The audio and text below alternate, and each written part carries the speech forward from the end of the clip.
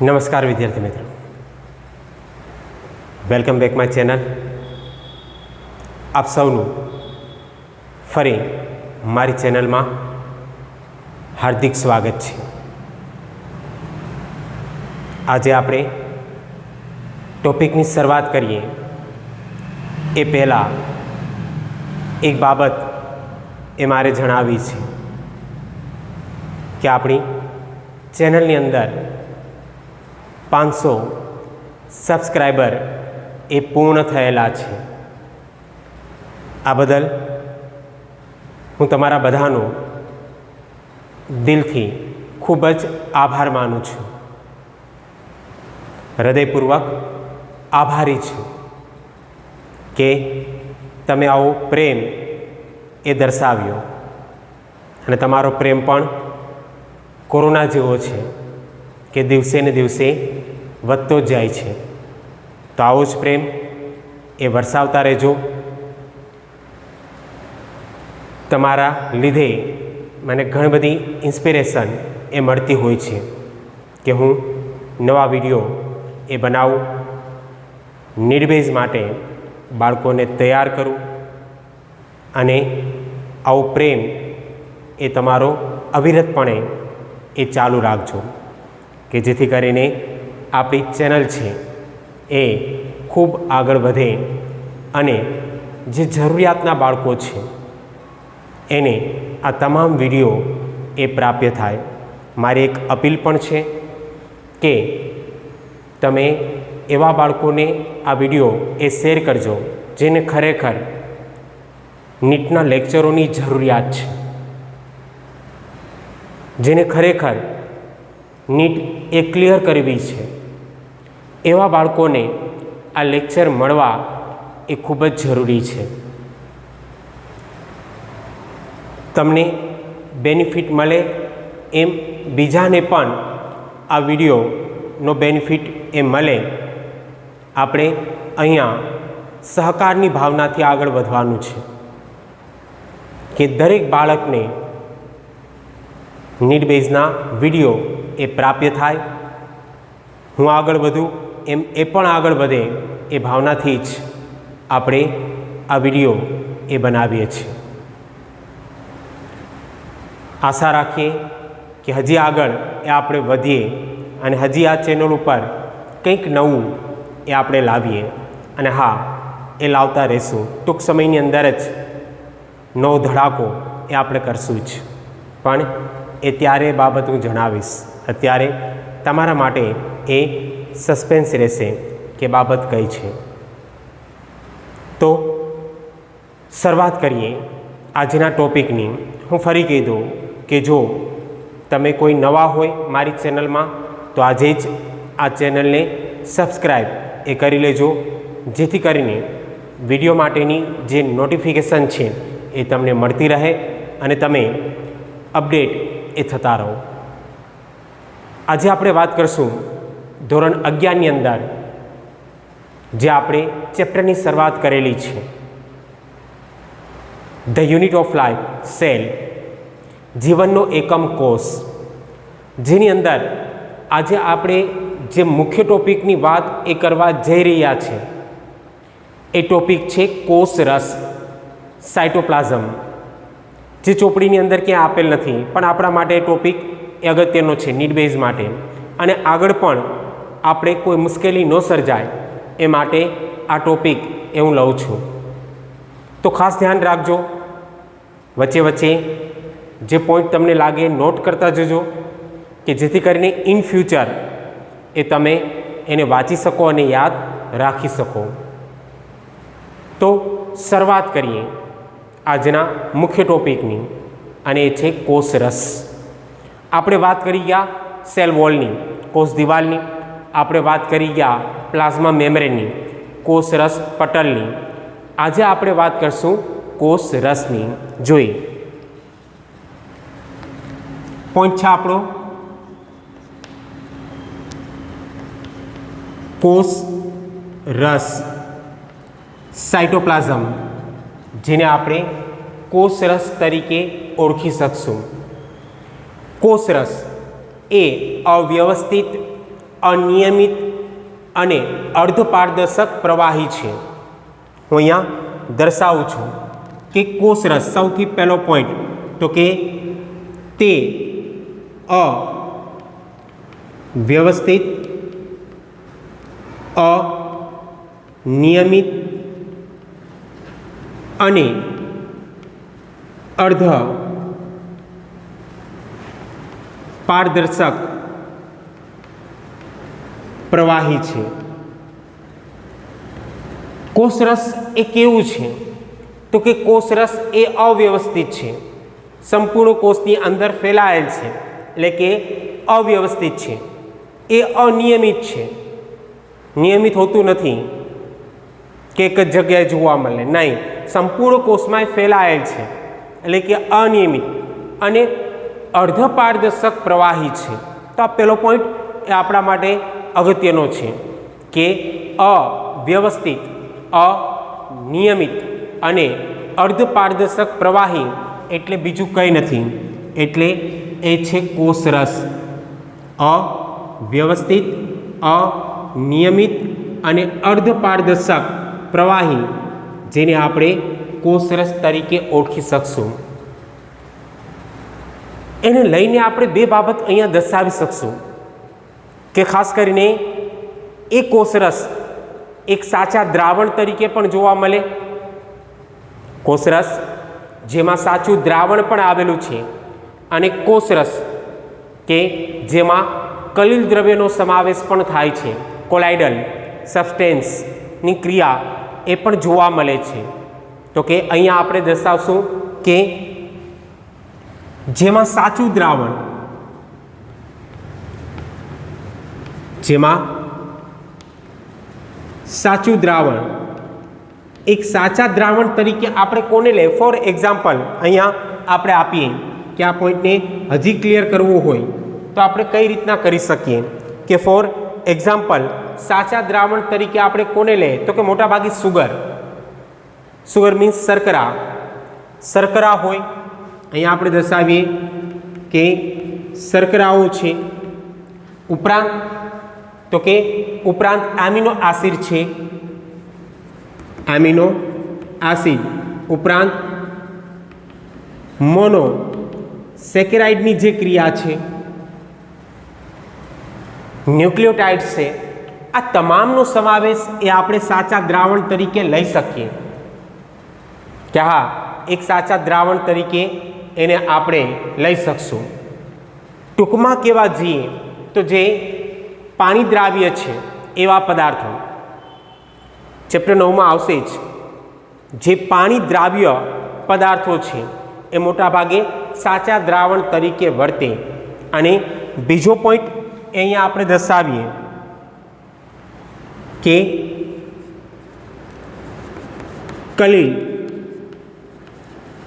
દ્રવ્યનો સમાવેશ એ પણ એની અંદર થતો જોવા મળે છે. કલિલ દ્રવ્યનો સમાવેશ એ પણ એની અંદર થતો જોવા મળે છે, જેને આપણે કોલાઇડલ સબસ્ટેન્સ તરીકે ઓળખીએ.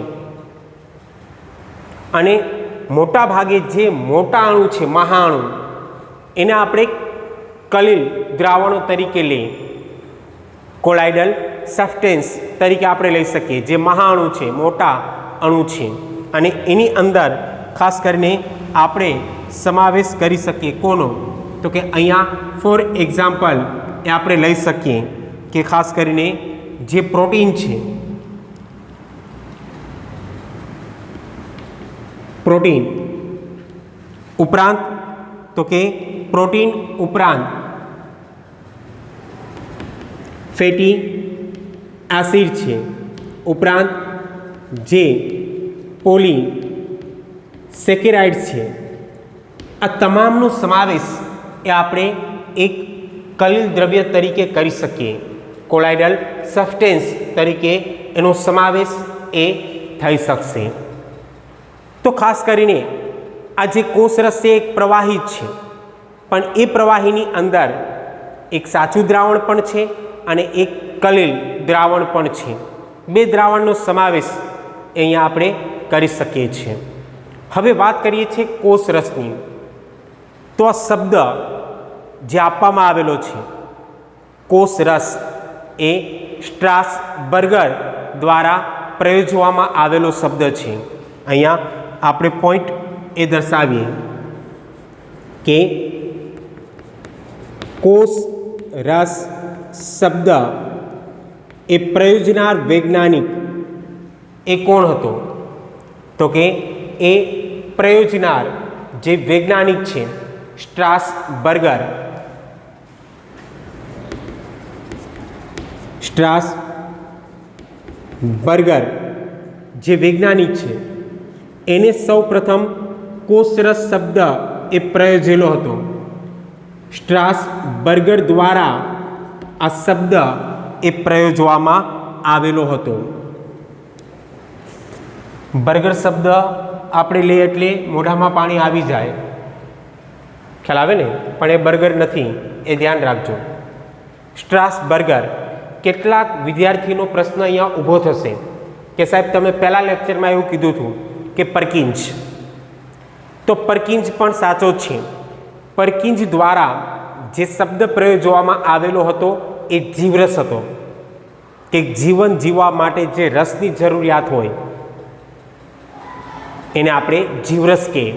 અને જીવરસ શબ્દ એ પરકિન્સ દ્વારા આપવામાં આવેલો છે, જ્યારે કોષરસ શબ્દ એ સ્ટ્રાસબર્ગર દ્વારા આપવામાં આવેલ છે. અહીંયા તમારો પોઈન્ટ ક્લિયર થઈ જવો જોઈએ કે જીવરસ શબ્દ પ્રયોજનાર અને કોષરસ શબ્દ પ્રયોજનાર વૈજ્ઞાનિક એ એક નથી, બંને અલગ છે એવું આપણે કહી શકીએ. હવે કોષરસ વિશે આપણે જાણીએ જ છીએ કે કોષરસ એ કોષ કેન્દ્ર અને કોષરસ પટલ વચ્ચે હાજર હોય છે. અહીંયા પહેલાં હું પોઈન્ટ દર્શાવી દઉં કે કોષ રસ એ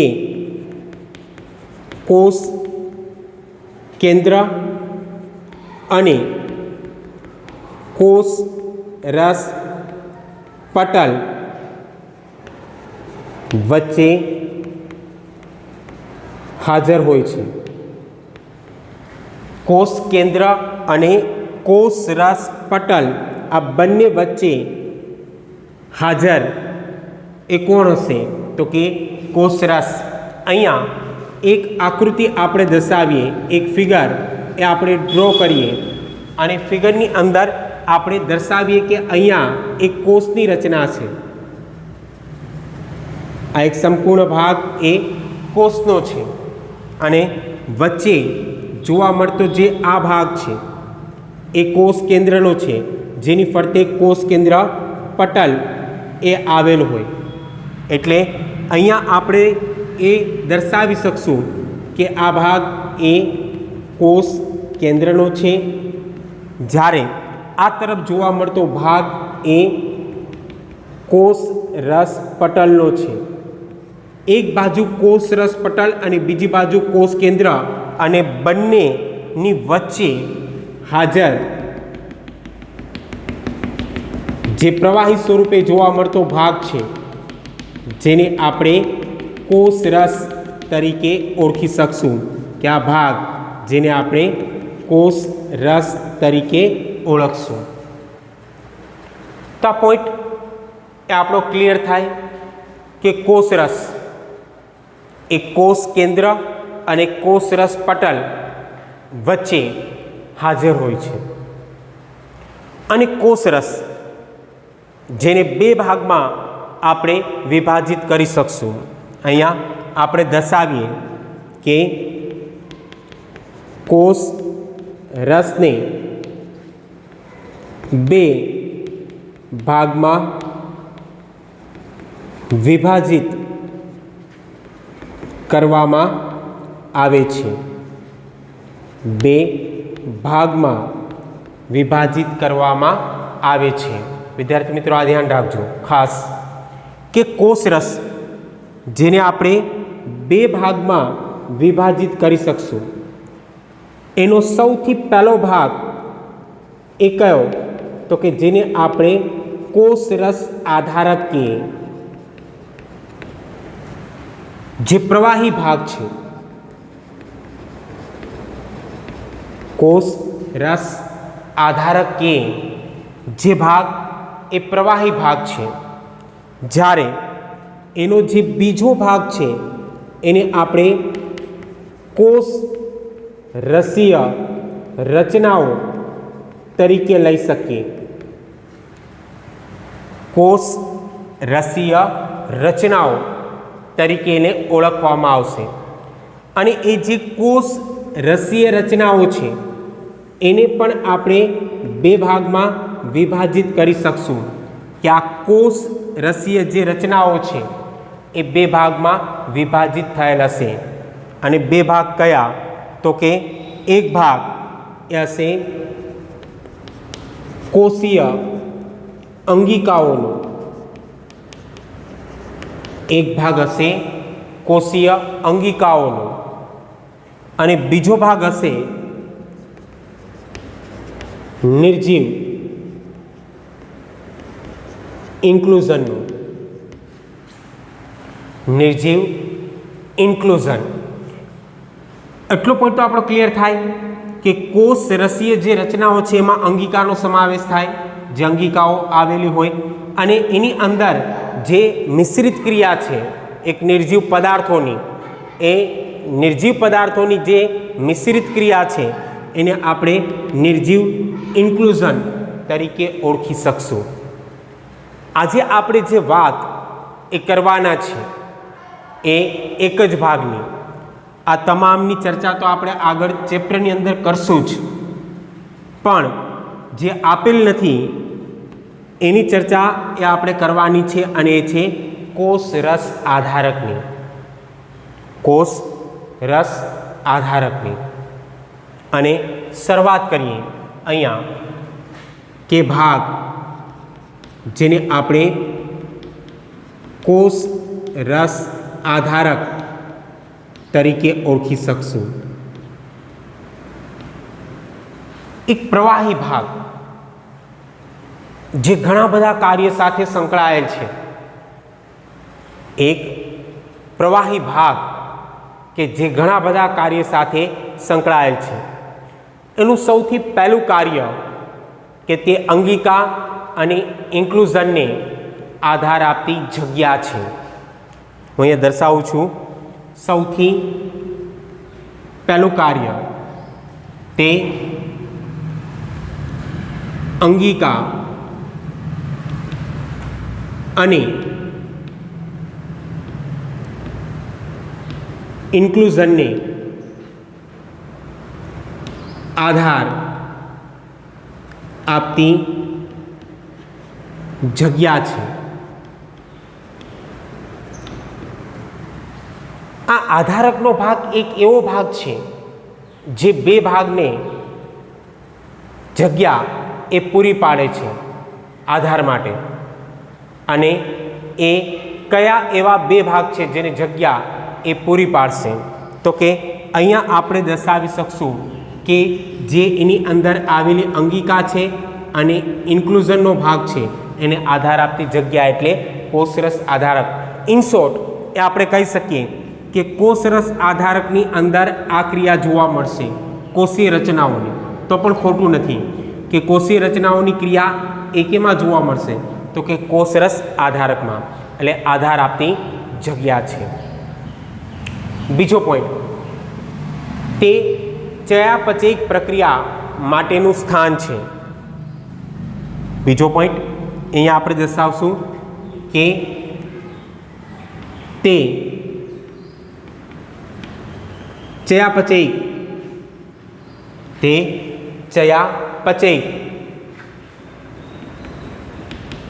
પ્રક્રિયાઓ માટેનું સ્થાન છે.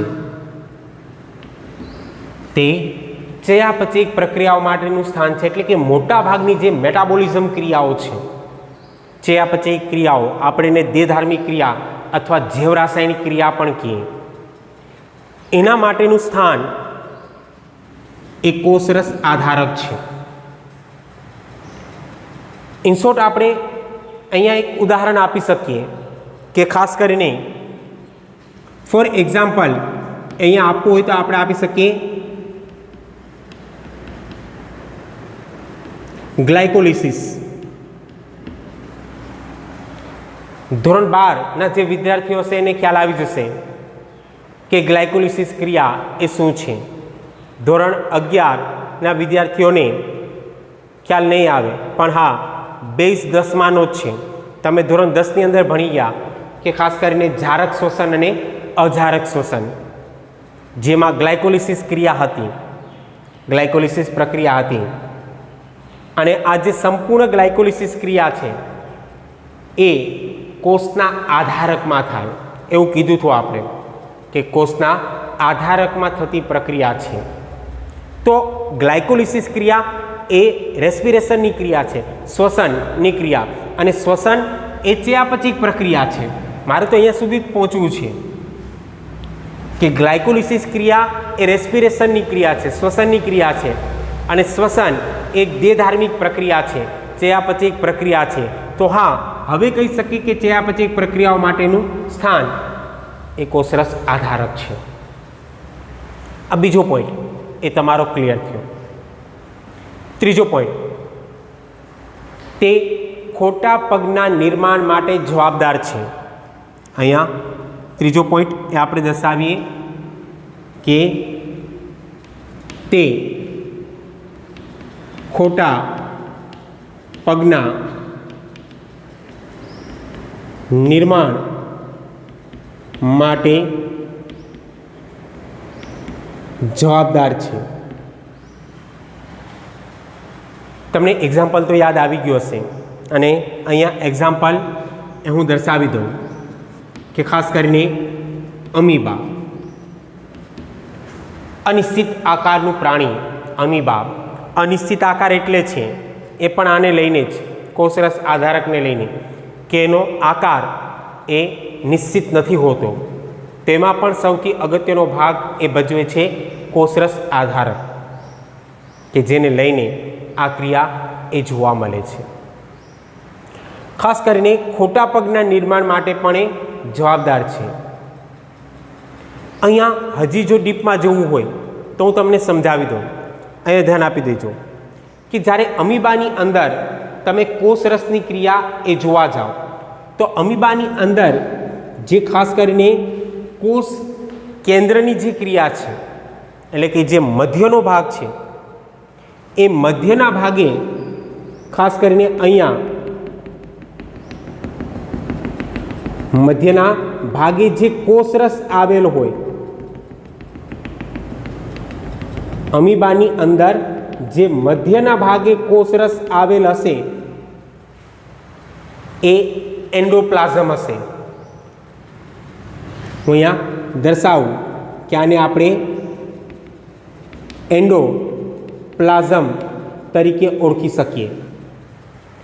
ફરી એકવાર કહું છું વિદ્યાર્થી મિત્રો, ખાસ ધ્યાન રાખજો, પોઈન્ટ સમજવા જેવો છે કે ખાસ કરીને જે મધ્યમાં કોષરસ આવેલ હશે અમીબાની અંદર એ એન્ડોપ્લાઝમ હશે. અને એન્ડોપ્લાઝમ એ ખાસ કરીને પાણી જેવું હોય. એન્ડોપ્લાઝમ એ કેવું હશે? પાણી જેવું, બિલકુલ પાણી જેવું. અને અહીંયા આપણે દર્શાવીએ કે જે આ વિસ્તાર છે બહારનો, અને બહારનો વિસ્તાર જેને આપણે પરિધ વિસ્તાર કહીએ, એ પરિધ વિસ્તાર તરફ આવી રીતના કોષરસ એ આવેલ હશે. પરિધ વિસ્તાર તરફ આવી રીતના કોષરસ એ આવેલ હશે. આપણે અત્યારે વાત અમીબાની જ કરીએ છીએ. જે પરિધ તરફ કોષરસનો ભાગ એ આવેલો છે, જેને આપણે એક્ટોપ્લાઝમ તરીકે ઓળખી શકશું. એ કોર્ટેક્સનો ભાગ પણ કહી શકો તમે. એક્ટોપ્લાઝમ અથવા કોર્ટેક્સ શબ્દ ધ્યાન રાખજો. એ એક્ટોપ્લાઝમનો ભાગ છે. જે મધ્યમાં હશે એ એન્ડોપ્લાઝમ, અને જે બહાર તરફ એટલે કે પરિધ વિસ્તાર તરફ હશે એ એક્ટોપ્લાઝમ. અને આ જે એક્ટોપ્લાઝમ હશે એ ખાસ કરીને જેલી જેવું હશે, એટલે કે ઘટ ક્રિયા એ દર્શાવતો હશે. અર્ધઘન સ્વરૂપની ક્રિયા એ દર્શાવશે જેલી જેવું. હવે જ્યારે ખોટા પગનું નિર્માણ થાય ત્યારે આ પાણી જેવું જે પ્રવાહી છે એ પાણી જેવું પ્રવાહી એ પરિધ તરફ જાય અથવા પરિધ તરફ જે જેલું જેવું પ્રવાહી છે એ પાણી જેવા પ્રવાહી તરફ આવે. બે એકબીજામાં મિશ્રિત થઈ જાય અને એના દ્વારા ખોટા પગનું નિર્માણ એ થતું જોવા મળે છે. આ પોઈન્ટ એને અનુસરીને છે કે અમીબાની અંદર જે ખોટા પગનું નિર્માણ થાય છે એના માટે ખાસ કરીને આ બે ભાગ જવાબદાર છે. હું અહીંયા ખાલી દર્શાવી દઉં જો તમારે જરૂરિયાતનું હોય તો, કે ખાસ કરીને જે મધ્યમાં હશે એ મધ્યમાં એ એન્ડોપ્લાઝમ અને એન્ડોપ્લાઝમ એ ખાસ કરીને કેવું હશે? પાણી જેવું. પણ જે બીજો પોઈન્ટ આપણે દર્શાવીએ કે ખાસ કરીને જે પરિધ તરફ હશે એ પરિધ તરફ જોવા મળતી ક્રિયાને આપણે એક્ટોપ્લાઝમ અને એક્ટોપ્લાઝમ જે જેલી જેવું હશે બે એકબીજામાં મિશ્રિત એ થઈ શકે છે, જેને લઈને અમીબાની અંદર ખોટા પગનું નિર્માણ એ જોવા મળતું હોય છે. ચોથો પોઈન્ટ, તે પદાર્થોના વ્યવસ્થિત વિસ્તરણ માટે જવાબદાર છે. તે પદાર્થોના વ્યવસ્થિત વિસ્તરણ માટે જવાબદાર છે. પદાર્થોનું જે વ્યવસ્થિત વિસ્તરણ થાય છે, પદાર્થ અહીંયા ફરી વખત હું એ જ કહીશ કે પદાર્થ તરીકે તમે અહીંયા પ્રોટીન લ્યો, અહીંયા ફેટી એસિડ લ્યો, અહીંયા ન્યુક્લિયોટાઇડને લ્યો. આવા જે પદાર્થો છે એનું વ્યવસ્થિત રીતે વિસ્તરણ કરાવવામાં ફાળો એ કોષરસ આધારકનો છે. કે હા, કોષરસ આધારક એ પદાર્થોના વ્યવસ્થિત વિસ્તરણ માટે જવાબદાર છે, કે એને લઈને પદાર્થોનું વ્યવસ્થિત વિસ્તરણ એ થતું જોવા મળે છે. જેને જે પદાર્થની જરૂરિયાત છે એ પૂરતા પ્રમાણમાં એ પદાર્થ એ પ્રાપ્ય કરાવવાનું કાર્ય એ કોઈ દર્શાવશે તો એ છે કોષરસ આધારક. Point clear? પાંચમો પોઈન્ટ, તેમાં ચક્ર ભ્રમણીય હલનચલન જોવા મળે છે.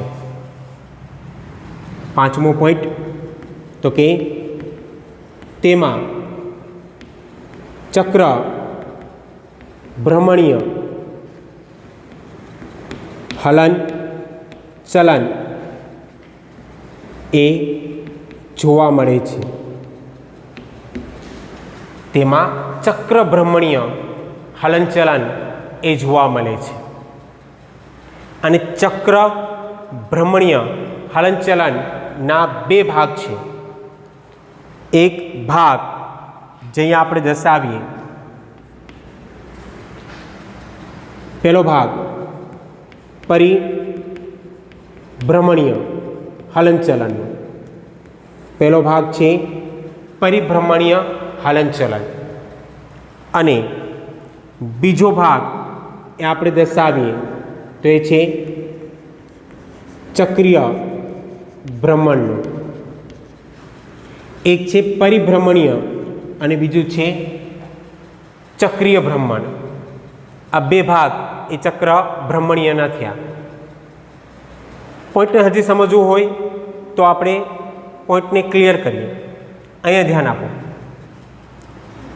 માનો કે અહીંયા એક મોટી રસધાની છે, આવી રીતના એક મોટી રસધાની આવેલી છે. અને એ જે મોટી રસધાની આવેલી છે એની ફરતે આવી રીતના જે ભ્રમણ થાય,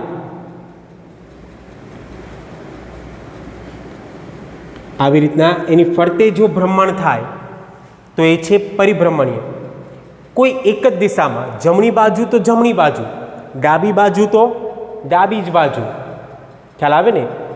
અહીંયા હું દર્શાવું છું કે જે પરિભ્રમણીય છે એ પરિભ્રમણીય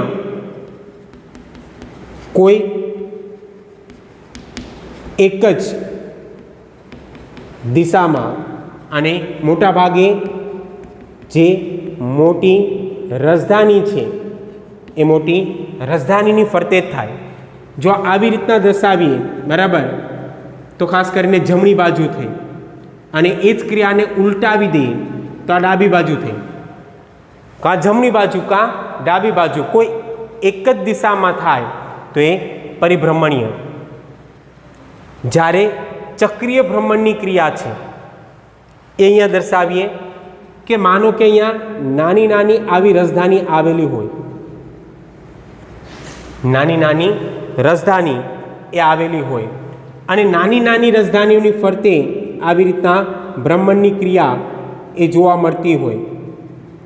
અહીંયા આ રીતના હોય તો અહીંયા આ રીતના ભ્રમણની ક્રિયા એ જોવા મળે. જો આ બાજુ આપણે કીધું કે આ બાજુ જમણી બાજુ થઈ તો આ બાજુ ડાબી બાજુ થઈ, એટલે કે અહીંયા કોઈ દિશા નક્કી નથી, કોઈ દિશા એ નક્કી હોતી નથી. કોઈ પણ દિશામાં થાય, જમણી બાજુ થાય અથવા ડાબી બાજુ, અથવા એક રાજધાની છે એના જમણા ભાગે ભ્રમણ થતું હોય તો બીજી જે રાજધાની છે એના ડાબા ભાગે ભ્રમણ થતું હોય, એ દિશા એ નક્કી હોતી નથી. એટલે અહીંયા આપણે દર્શાવીએ કે કોઈ પણ દિશામાં ભ્રમણ થાય, કોઈ પણ દિશામાં ભ્રમણ થાય તો એ ચક્રીય ભ્રમણની ક્રિયા થાય.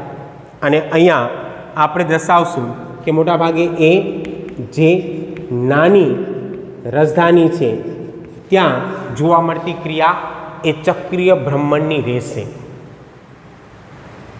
પોઈન્ટ ક્લિયર વિદ્યાર્થી મિત્રો? અને છેલ્લો પોઈન્ટ જે ખાસ કરીને આ પોઈન્ટને અનુસરીને જ છે કે તે પદાર્થોના વિસ્તરણ માટે જવાબદાર છે. એટલે અહીંયા છઠ્ઠો પોઈન્ટ એ આપણે દર્શાવી દઈએ કે તે પદાર્થોનું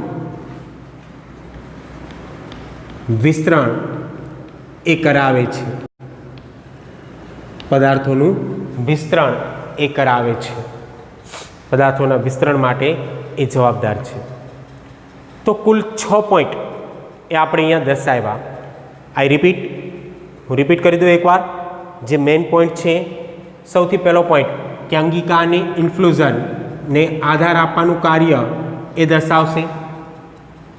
ખાસ કરીને ચયાપચય પ્રક્રિયાઓ માટેનું સ્થાન છે. ખોટા પગના નિર્માણમાં એક અગત્યનો ભાગ ભજવે છે. પદાર્થોને વ્યવસ્થિત વિસ્તરણ કરાવરાવે છે. ઉપરાંત અહીંયા આપણે દર્શાવીએ કે ચક્રીય ભ્રમણીય હલનચલન માટે એ જવાબદાર છે અને પદાર્થોનું વિસ્તરણ એ કરાવે છે. તો અહીંયા જે સંપૂર્ણ વાત કરી ગયા વિદ્યાર્થી મિત્રો, એ વાત હતી કોષરસની, સાયટોપ્લાઝમની. આશા રાખું કે આ પોઈન્ટ એ તમને ગમ્યો હશે. ગમ્યો હોય તો લાઈક કરજો, નવા હોય તો ચેનલને સબસ્ક્રાઈબ કરજો. ફરી વખત મળશું આપણે નવા વિડીયો સાથે. ત્યાં સુધી stay home, stay safe. Thank you, ધન્યવાદ. અને ફરી વખત તમારા બધાનો ધન્યવાદ એટલો બધો પ્રેમ આપવા બદલ. Thank you so much.